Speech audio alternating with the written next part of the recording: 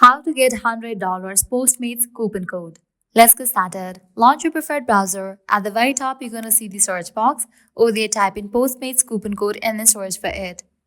With that, different website links will appear. Using any of these websites, you can easily get a working coupon code for Postmates. For instance, I'm going to open this one website, Coupon Follow. You can also try this one website as this is a legit website where you're going to find amazing offers and deals for Postmates. Once you're in the website, you're going to find amazing offers and deals. Just scroll down and check out. You can see that $30 off, $100 off, 10% off, and many more. Here towards the offer that you want to grab, just click on it. With that, you're going to get the code for it. Make sure you check the expiration date of the code, whether it is valid or not. If it is valid, copy it, then click on Redeem at Postmates. You will be directed to the official website of it. Once you're in the website, you can log into your account, make your order, and post it to checkout.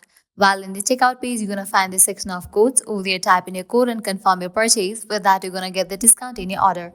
Likewise, you can also try out other offers, as in this website, you're going to find amazing offers and deals for Postmates.